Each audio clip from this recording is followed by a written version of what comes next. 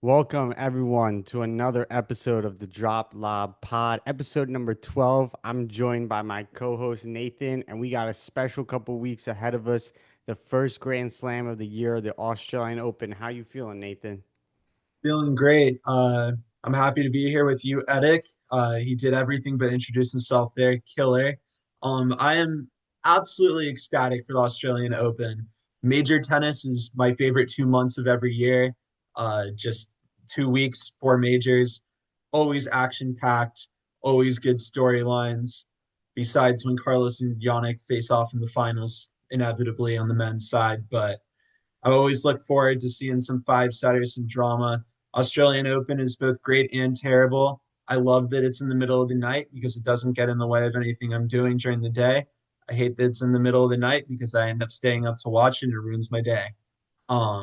It's kind of the catch-22 of the Australian Open, but first matches are starting tomorrow, Saturday, January 17th at 7 p.m. Eastern time, at least where I'm at. So I'm pretty excited for that, a reasonable start time for some of us Americans. And I think I'll probably be turning the TV on to, I don't even know what match. Do you know what match you're going to watch first? I think I'll be watching Kaboli and Arthur Ferry. Fun Well, fact, I met Arthur Ferry one time at the USTA. Lovely guy. Got to get him a package from the mailroom. I'm a little bit taller than him, but loved his accent, incredibly polite, incredibly friendly, and I always rooted for him in the court after that. So I'm excited to see if he can take a knock at Flavio, maybe get a set or two. What are yeah, I you mean, I think that fun things, one of the fun things about the early rounds is just there's so many different matches to watch across the women's and the men's oh side, yeah. especially on the outdoor courts. One thing I did want to mention before we got into the Australian Open is I'd be remiss if we didn't call out the best player on the ATP tour right now, Sebastian Baez, who, if you guys will remember, Nathan predicted would have a downfall this year. And I don't really want a response from you right now. This is a rhetorical statement. Sebastian Baez has wins over Fritz. He has wins over Shelton, and obviously went undefeated at the United Cup, and now he's in the final of the tournament this week. He's going to be going up against Thomas Mahatch. So, excuse me, sorry, he's going up against Mensik, and we'll see what happens. But I just wanted to say that that might be one of the worst predictions I've ever heard because Baez is the best player on the ATP tour right now, undoubtedly. As I said, undefeated. So, Like, without further ado, people no people rebuttal love from to Nathan. deflect. People love to deflect when they No have rebuttal. something wrong. So as a guy that picked Clara Towson to do great, as a guy that said Mira wasn't going anywhere this year, he's just pointing out that I had one atrocious pick compared to his slew of just genuinely mediocre picks. But you know what? My American counterparts are letting me down over here. They're making Sebastian Baez look like God on the tennis court. And I really never had anything against him as a person or as a player. Like he's not a guy I root against. I thought he'd fall off, and I'm getting close to having one of the coldest takes of the year because if he gains some more ranking points, I think he'll be pretty solidified in the top 100 no matter what he does for the rest of the year. Luckily, my probably second favorite men's player on tour, Jakub Mensik, is going to be coming after him in the finals over here. So let's see if my I'm boy can I'm take care pretty of sure I'm pretty sure I said that was a rhetorical statement, which means you don't get to reply. So, him. Pretty without sure I further did. ado, we're gonna talk a little Australian Open. And what I want to start with is Carlos Alcaraz, his road to the final. And my question to you, I'm gonna read out his potential road to the final, and it's a He's yes or already no there in my question. mind. Is this the easiest road to the final of all time? And I'm going to give you the players. Okay. Round one, Adam Walton. Round 7'5", two, 6'2", 6'4". hold on, let me finish. Round two, Yannick Hoffman. Round three, Mute. Round four, Davidovich Fokina. Quarters, Diminar. Semis, Zverev. Just given those opponents and giving that road to the final, do you see any potential for Alcaraz to lose at all? To be honest, I'm gonna have to go with yes, and I know you're gonna hate me for this one potentially. I know that you are the biggest Alexander Zverev hater of all time. And to be honest, when I look at Zverev's draw, he has Gabriel Diallo first round. Gabriel Diallo is a pretty big hitter who's taken some top players close. After watching Zverev fall out to Rinderknecht last year at the Wimbledon first round, I'm a little bit scared that I'll predict something big out of him and he'll just fall off a cliff right off the rip. But I don't think that I think we've discussed in a previous pod that Sinner's like 17-0 against Deminaur Carlos is close to perfect, if not perfect as well. I just don't think he has the game to hang against the biggest players. Mute, he's crafty. I can see him taking a set. I don't see him taking the match in the third round there. I don't think Yannick Hanfman's going to do much. I think Adam Walton is like one of those guys that's got a nice serve. He'll stay close in one set, but ultimately shouldn't be a threat. And for his fourth round matchup, because I went all out of order, who are we looking at in the fourth round again? Head Fourth podcaster. fourth round, he could potentially play Davidovich Fokina. Okay, see, because they do have some good matches. Now, Fokina is classically known for being one of the lesser clutch players on tour, has made a lot of finals, has had some unfortunate run-ins with close to game and match point. So ultimately, do I expect him to come through when the stage is the largest and the lights are the brightest? Like, no. But I definitely think that should he be able to make it to that stage, he could give Carlos some troubles. But no, realistically speaking, rankings are rankings for a reason. And Zverev's the guy that still he beat him at the Australian Open last year, I believe. In fact, I could be incorrect, but I know that Zverev has taken Carlos out of a major. I know like 2023 French Open, obviously different players, but they went five. So yeah, I think Zverev's the one to scare him the most. And we're still yet to really see the effect of how Carlos splitting up with Juan Carlos Zverev's really doing anything to him or not. Obviously, once again, like Sinner comes in with Cahill, he's locked in, he's got everything settled. Carlos, there's a little bit of uncertainty going on in the coaching box. I just watched an interview with Holger Rune. I don't know if you ever watch Andy Roddick's Serve podcast. I do listen to that, and he had a very good interview with Rune, where Rune was saying that how many voices are in your head, like who's in your corner. He's like, you don't understand how much it matters at that level when every minor change that you make to your game is so important to beating, just finding that one next level to be that next person. So we'll see. Obviously, always some questions with Carlos. Yeah, I think that's a fair assessment. I'm a big Carlos fan, but I'm not high on him right now considering the coaching changes. However, given this draw is perfect for him to just work Yeah, himself into the tournament, and then if he comes through, with not too many injuries, not too many long matches, and he's fresh for the final, I think he'll be well suited to potentially take down Zverev and take down Sinner and become the youngest man to ever complete the career Grand Slam. And just while we're at it, there is no shot Zverev takes him out, although he did beat him at the 2024 Australian Open. Just wanted to knew go it. through Sinner's road, a little bit Okay, trickier. First round, Hugo Gaston. Second win. round, James Duckworth. Third round, Easy. Fonseca, who is hurt right now, it should be noted. Fourth round, Karen Khachanov, who always does well in the Grand Slams. Quarters, Shelton. Semis, Djokovic. Your thoughts on that? Well, I'm still standing by is Novak making it all the way to the semis. That was another my hot take that this year might be the year Novak's finally a little bit too old and not practiced enough. But realistically, I don't think that, especially with just losing to Sebastian Baez, I'd be shocked to see Ben lose to Sebastian Baez this week and beat Yannick Sinner the next. I Yeah, I mean Novak is Novak, but to be honest, in my personal opinion, Novak has had more success against Alcaraz. I feel like Sinner is more of a Novak prototype than Carlos. I feel like they're both very flexible, very good movers, and they just strike the ball very cleanly, very consistently, and just bash it just at their opponent ruthlessly and wear them down. And as such, with their games being relatively similar, I think that Novak wants to see Sinner less than anybody on tour. I know that Sinner's taken care of him pretty handily the last couple times. Don't think he should be too worried there. Um, I like Hugo Gaston. He's my profile picture on my Twitter account for tennis. Like, fun guy, fun player, not going to cause a threat. James Duckworth, terrible, terrible matchup for him. don't really see him doing much of anything. Yeah, just don't really think anybody can challenge Sinner. And honestly, like I don't really know how many people. Obviously, there's Carlos. Felix has made it look competitive from time to time. Bublik's given him trouble from time to time. But yeah, I mean, Sinner's from a sports bettor's perspective, he's a minus 125 favorite to win the tournament right now, or minus 120, depending on where you look, which means they think it's more likely Sinner wins this tournament than the Fields. And I think that says a lot about how his early round should be going.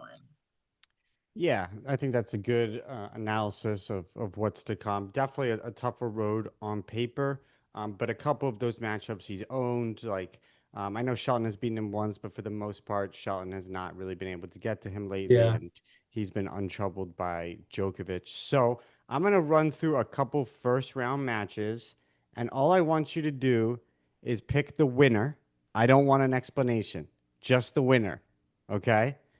Real No insightful for our viewers, Zedek. no explanation required. First But I round, can't give one?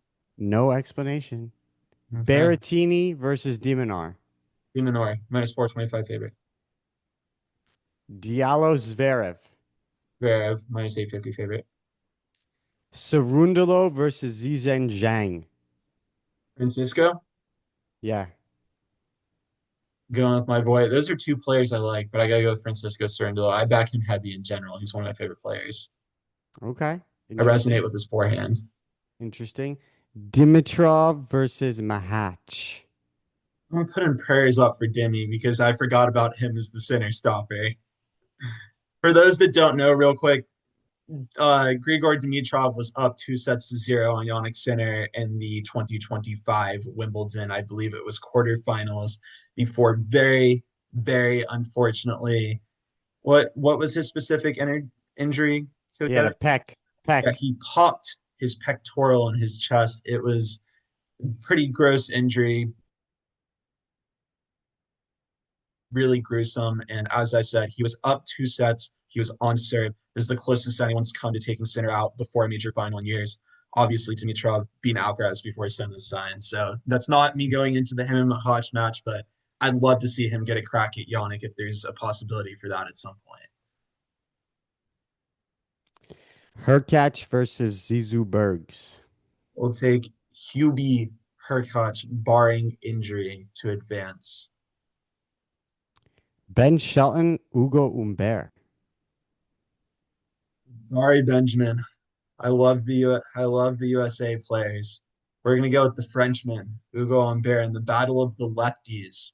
That'll be a fun one. I'll be tuned into that That's a good match. until they serve bot it, and then I'll get bored. But Yeah, Humbert's in the final this week. oh, ooh, Shelton flipping.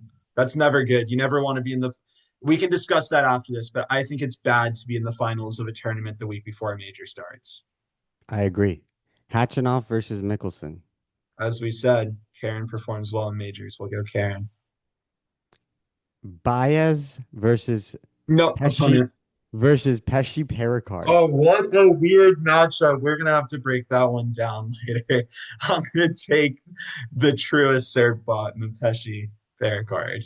And I'm going to agree with you because of the sole reason that Guys in the Baez finals. is in the finals of the tournament right before a Grand Slam. So what we mean by that is often players will take off the week before and not play. But often there are tournaments that will go on right before the Grand Slam. So for example, Baez is playing the final, and that would be in Australia Saturday, and he'll probably have to turn around and get to Melbourne and play Monday or Tuesday at the latest. Not to mention he's playing the big serving Pesci Pericard, so that's a quick turnaround. And there's a few players that are doing that. Mahatch, who's in the final, Mensik, who's in the final, Humbert is in the final. On the women's side, Andreeva's in the final, and Mboko's in the final. So I think it's maybe a little bit less difficult for women's tennis just because it's three out, best 2 out of 3. But for the men, Yeah. that's tough. Yeah, you're not able to adjust to new conditions. You're not able to adjust to court speeds, the balls, the weather. I mean, they're still in Australia, so relatively you're coming in a little bit more tired. You just put all that energy in. You're coming off that winner's high. But also, it should be noted that the reason why most of these players do this is that at the end of the day, especially on the men's side, I think most players are probably being realistic with themselves and understanding that the likelihood that they're winning the entire major tournament is not incredibly high with Yannick, with Carlos around. And really, all the ATP and WTA is a game of ranking points. You want to accumulate as many as you can, as fast as you can to qualify for more tournaments. It all kind of builds upon itself. These tournaments they're playing in right now, they're worth 250 ranking points. I'm not going to speak without being knowledgeable on it, but I believe that I will look up how far you have to make it into a major to acquire that same amount of points, but it's got to be at least like the fourth round. So it's just worth the players getting that opportunity to do that while playing less sets, worse competition field. So they're always going to take that opportunity, but at the same time, it does make it harder than the players that are getting acquainted with all those conditions to just come straight out and play the tournament.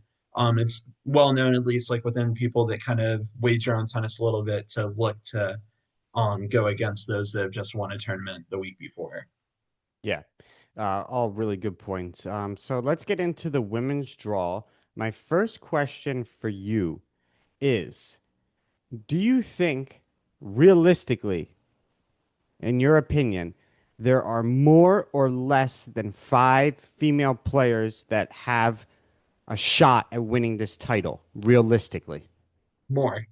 Okay. I think more. Um, I will note real quick for the round of 16, you get 180 ranking points on the men's side for ATP.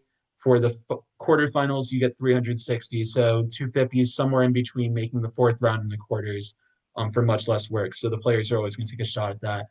I'm going to go more than five.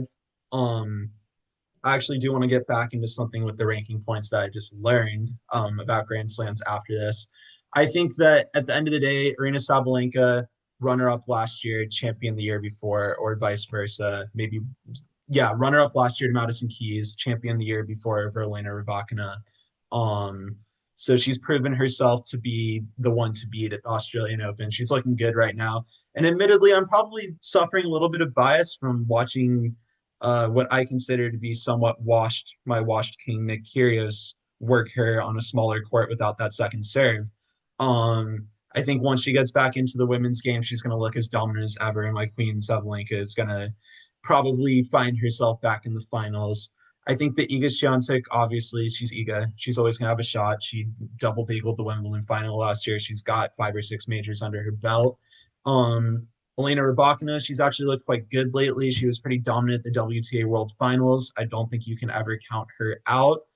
Um, Unfortunately, I am going to have to count out last year's champion, Maddie Keys. Love Maddie Keys, love her game. Just don't think she's quite dialed into that zone right now. I'm also going to have to probably discount Jessica Gula just due to her current form, another top five player, but she recently suffered a really, really bad loss at the hands of, I believe, Marta Kostyuk, who's like number 15, lost 0-3. Broken almost every single service game, looked relatively injured. But Coco Gauff, you absolutely can never discount Coco Gauff, two-time major champion, beat Arena Sabalenka in both finals. She beat the crap out of Iga in straight sets last week at the United Cup after looking terrible in the match before. Kind of really showed the duality of her game. Double faulted like 15 times against Jessica Buzas Miniero, a barely, if even, top 100 player from Spain. Lost. Whoa, whoa, she's top 60, man. Don't be hating on Buzas Monero like that. Come on, put some I like her respect on her game, but name. I clearly didn't Top know where she fit. 60. You want to hear, you know, the scoreline Coco lost by in that match: 6-1, 6-7, 6-0. She lost by 10 games in that match. Broken early, broken often. Couldn't make it land a second, and then she turns around and just pulverizes Iga in straight sets. So that's Coco Gauff for you. You'll watch her lose in the first round of Wimbledon, and then she'll turn around and beat the crap out of Sabalenka at the French. So you never count her out. And even though she's not been locked in training and Edic's disappointed in her, given her recent form and just her overall ball striking, you have to count Amanda Anisimova, um, the gatekeeper, the password. You got to count her in. as a chance to win the tournament. I think that she just simply has the firepower. She was in the finals of Wimbledon. She was close at the US Open as well. Um, and honestly, I think she just deserves the respect. And then that's where we get a little bit tricky because now we're at five. Edic knows who I want to put in desperately. I know what he's going to say. I always think my girl's about to take the next step. I think Mira Andreeva has the game in her. Edic thinks she's a fraud. She's looking great this week. She's in a final right now. She absolutely ran through my other girl, Maya Joint, like 6-2, 6-1 yesterday. Um, she's just looking dominant. She beat the crap out of her fellow doubles partner and countryman Diana Schneider last night in straight sets. Until someone really smacks Mira one or two more times, I'm always going to have some slight belief that she has it in her, that she has that chance to win in her.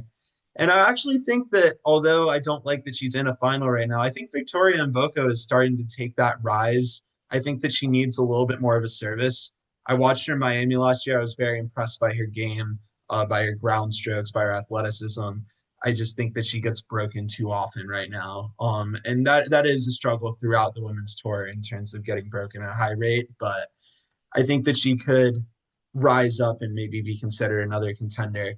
But yeah, women's tennis is pretty deep, and there's definitely much more parity in it than there is in men's at the moment. Sabalenka still reigns queen right now. Iga is still close behind, but I think that there are other girls that definitely have a shot at giving them some struggles. Yeah, that's a great breakdown of the women. Just two things. First, Mira Andreeva. I was talking with this about her with my doubles partner from college. Her game is just so predictable. Just hit it heavy to the backhand, open up that court to the forehand. You know she's gonna chip it. Once you see her going to the chip, you can come to the net and knock it off with a volley. Obviously, easier said than done. But you saw Buisson do that last year at the French Open. Another thing I was going to say is personally, I'm way more interested in the women's draw than the men's draw. I think the men's game is really weak right now, and I know that there's been a bit of a discussion and fight between Songa and Patrick Mouratoglou about him not being able to beat the top guys right now. So Musetti is in the top five and Bublik is in the top 10. These guys are just, they're not strong. The top 10 from 2016 was way better. You had people like Roddick, Gasquet, Songa was in it, Ferrer, Del Potro, Soderling. I just look at the men's game right now and I'm bored. I don't see anybody that's interesting other than Sinner and Alcaraz. And these players, I mean, Musetti top five, he can't even hit a backhand. He's slicing it as much as I am. He can't even hit over top the backhand. So I'll be Yeah, we had watching. Tsitsipas like in the top five a couple years ago, man. I'll be watching the women's tennis predominantly. I just want to talk about a few unseeded players that I think people should watch out for in the women's draw. The first two, Putin and Haddad Meyer, are playing first round. Two of the ladies who had the First match of the worst tournament, year actually. last year. Oh, So I we'll looked at see. that match and said, I'm not going to be watching that. I will definitely be tuning in. Olga Danilovich had a really nice win against Kessler this past week. She's playing Venus Williams the first round. Danilovich, big hitting lefty Serbian. She could take out Goff second round. Christian from Romania is playing really well. She is taking on Mukova first round. I'm not watching Um, that for tennis. Krejcikova, I mean, two-time Grand Slam Benjikova. champion, first ballot Hall of Famer, tons of Grand Slams in doubles. She's taking on Deanna Schneider, so she's always lurking in the draw. The That's Schneider's resurgence, match, man. That's Schneider's match, though. no way. The resurgence from Maria Sakkari, she's reunited with Tom Hill. She could potentially take out Andreeva second round if Vekic doesn't do it the first round. And she Um, got her old coach back. You said Maria Sakkari. yep, Tom Was Hill. she on the I would call it failed tennis documentary that they had? What was it called? Breakpoint. A couple years ago. I watched it. It was, I'm sorry, USTA, whoever produced it. It was bad. It could have been so much Netflix. better. Netflix. I watched it. It was bad. It could have been so much better. And I'm sorry because like I think that all the players did a phenomenal job. I just think the producing of it was done by people that didn't understand tennis and it was unfortunate. But I watched a full episode where Sakura was like crying and breaking down and saying how she wanted to quit tennis all the time and how she wasn't finding joy in it, and the stress and the pressure were like kind of too much for her. So I mean, she's a very talented player when she has it together. I think Jean Jean, who's like predominantly a clay court player that doesn't really hit with much power, should be a good first round matchup for her to maybe gain a little confidence, a little steam. So Yeah, definitely. hopefully I'd The see her going last as well. the last matchup I wanted to highlight, the one I'm most intrigued in, if I could only watch one first round matchup, men's or women's, I would watch Pliskova, former world number one, on the comeback trail versus Sloane Stevens, who hadn't had a win since 2024, just Oh, I want to qualified, see. now sporting the Technofiber and has Kamal Murray in her corner again. That's the match I'm trying to watch. So It's so everyone's reuniting with intriguing. their old coaches this year. Such an intriguing matchup, a clash of styles, and obviously Stevens, a former Grand Slam champion. Um, Nathan, anything else you wanted to highlight before we get into a little drop lob segment? Yeah, I mean, I'd like to highlight the fact that Sloane Stevens qualified for a major, currently being ranked 1,075 in the world. Pretty impressive stuff. She had lost, I believe, about 10 matches straight before that. Uh, I was advising those that I put on my Twitter to bet against her in every round. I was convinced that she was done, cooked, washed, over, whatever you want to call it. Relatively favorable qualifying draw. Lucia Bronzetti was her final match. Bronzetti also hadn't won a hard court match in a couple of months. Um, what else am I looking forward to for the first round? I'll be honest. I've been quite busy with my startup business over there with Shark Circle that we'll be doing some live spaces on Twitter for, and I hadn't gotten to take a great look at the draw. And I appreciate you filling me in as I go through it. I'm really excited to see my girl Janice Jen on the women's side. A player that I had been watching when she was around 500 in the world, thought she'd be really good. She's got Leila Fernandez first round, scrappy lefty. I'm really interested to see how that one plays out. I'm interested to see how all my players that I root for play out. I'm interested to see if Emma Navarro, an American woman that has made some deep runs and also had some incredibly disappointing first round matches. I want to see if she's got anything in her this year. She feels like playing. She's got Magdalene Net first round from Poland, solid player. Pretty run of the mill tennis player, all things concerned. I would say like not super unique. I'm interested to see if Alexandra Iala continues her sun run in the year 2026. Obviously, burst onto the scene last year at Miami Open, got a wild card because IMG Academy, which is down in South Florida, gets to place a couple players into the Miami Open, which is a 1,000 level men's and women's tournament. That is the level next to a major, the next highest level tournament. So she's carrying a lot of ranking points in this year. Draws American Alicia Parks, who I love watching. She will either hit 20 aces and 15 double faults or 5 aces and 25 double faults. So you never know what you're going to get there. I mean, so many storylines.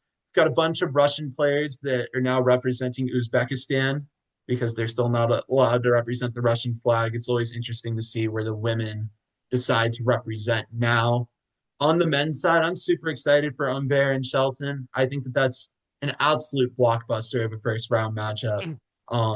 I kind of ashamed that it's happened. I'm interested for Rublev and Arnaldi. I know that they had a couple of first round matchups at majors that have been pretty close. I believe Arnaldi, in fact, prevailed in one of those. Um, Andre Rublev, I'll ask you real quick. Do you think he's going to have a good year, a bad year? Like, where do you see him going this year? Because I feel like he's kind of slipped under the radar now. Obviously, he was having a point where he was really tanking, falling off, smashing a lot of rackets, saying that he wasn't enjoying tennis anymore. Had reached close to world number 5 at one point. Has kind of slipped back down now into like the low teens. Um, has beaten in his career Yannick Sinner, Carlos Alcaraz, Rafa Novak, Roger, all the good players. So all the talent is there, all the ability is there. Um, what do you see out of him in this Australian Open, just maybe going forward? He's a solid professional. That's what he is right now. He's just a solid quarterfinalist, round of 16 player. He's a gatekeeper. Okay. He's a gatekeeper, meaning if the young players want to prove themselves, you get a win over Rublev, then you prove yourself. You know, he's sort of next step that young players need to take in order to get to the top of the heap. So right now he's really just a gatekeeper, I'd say. Okay. You think he wins that first round matchup, or you think it's another tough year for Andre Rublev? No, he'll win the first round. I'm interested to see how deep two very talented players that are playing like later on Sunday morning, Francis Tiafoe and Alexander Bublik. Two pretty talented guys that I feel like always have the ability to make a deep run in the major. I'm interested to see how both of them do. Two guys that, whilst I don't really think in a major setting, I watch them against a Carlos or Yannick and really believe that they're going to win. They're two guys where I think that if the cards fell their way, like they can definitely make a competitive match and potentially have some sort of ability to win. I'm interested to see Novak. As I said, I don't think he's going to have much trouble with Pedro Martinez in the first round, who hasn't shown himself to be too competitive on hard courts. Do you happen to have Novak's potential road to the finals available for you? Because I would love to go through that real quick. I am interested to see so many things. I mean, I've seen some comments saying that it's Daniil Medvedev's year. I know I predicted a fall off, and then he came and won his first tournament of the year. So that was another poor looking prediction for me, but I do love Daniil Medvedev. I'd love to see him be good. Um, we got Gael Monfils, fan favorite. I think probably one of the favorites of literally any tennis fan, just the way he plays. Facing off against Australian Dane Sweeney in the first round, who has really been working his butt off, came up from like the 500s in the rankings to just won a ton of challengers last year, got himself in the first round. Interested to see what the old heads like Monfils. We've got Stan Wawrinka against the ever-present Laszlo Djere. So yeah, I'm even interested to see freaking Lorenzo Musetti, now world number 5, which really does blow my mind as well, because it seems like neither of us are. He's a great player. I don't find him to be the fifth best in the world, or in my mind, something that I would equate to being the fifth best in the world. He's playing red hot Rafael Colignon. I might have butchered that a little bit. Sorry, Rafael. But Colignon over there, great record against top 50 players in the last couple months. He was like 6-2 or 6-3 against top 50 players in the last 6 months. He knocked Rude out of the U.S. Open most recently in his last major. So I'd love to see if maybe Musetti ends up on the ropes a little bit. Um, yeah, I mean that's just I want to see Leonard Tien do well. I want to see an American do well. For the love of God, please let one American play well. I want to see how Michael Zhang, I got to watch him win the NCAA championships at the national campus here in Orlando. He's drawn Sebastian Corda, ever injured Sebastian Corda in the first round. So I'm interested to see how that one goes as well. Um, but yeah, so that's Uh, plenty of stuff I'm interested in. I think I hopefully Next sparked some interest. time, let's remember for next time, I'm gonna ask you what you're not interested in, and maybe we'll get a shorter I answer. like tennis. We'll I'm get a doing a shorter tennis answer podcast. next I like time. tennis. All right. I like So, tennis. Let's do some drop or lob. drop lob, quick segment, because I know you have a tournament to go win. I got two drop or lobs for you.